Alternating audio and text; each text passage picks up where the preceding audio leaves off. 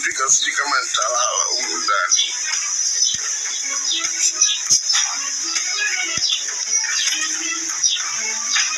Sasa mimi sijui hata naanzaje yani. Kwanza sisi tumezoea kupika kwa babu kule, tunapikia kwenye maviungu, huku masufuria tu.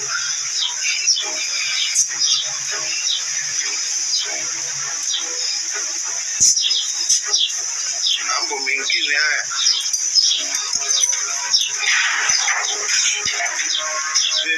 Jones again.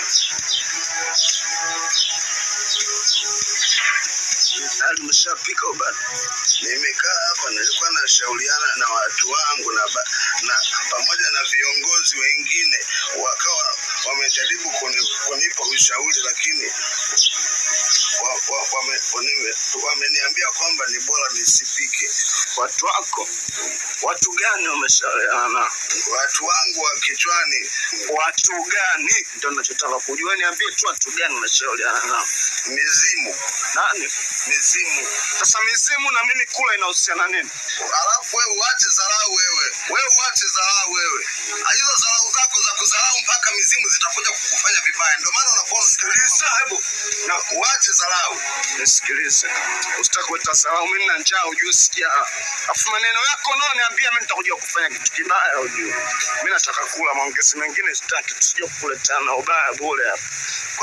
Na kula au mimi sili, ndio nataka kujua hilo tu. Lakini maneno si ungechukua hata buku kaenda kula, mimi jioni nitaenda kwenye dili zangu nitakupa.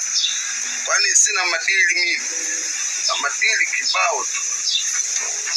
Yaani mimi nitoe wangu tena niende kununua chakula nile. Acha dharau ujue, hizo dharau unazoleta ujue. Sio tukapandisha na wadudu ujue. Lakini maneno lazima wakati mwingine huo unaelewa mtu akikwambia kitu. Kwanza maneno, mimi naomba hebu nikuulize kitu maneno.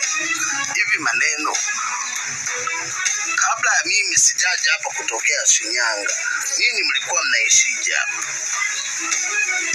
Kwa nini ulisema? Maana inavyoonekana ni kwamba labda kuna kautaratibu ambako mimi nimekuwa nikikakosea, ndo kameanza kuwa kananiletea matatizo mwili. Sikia basi, sikia tumalize utatu. Naomba hicho kisu. Kisu cha nini sasa kisu? Naomba hicho kisu. Lakini maneno singe ungeongea tu, kwani maneno si tunaongea maneno. Basi rudisha hicho kisu.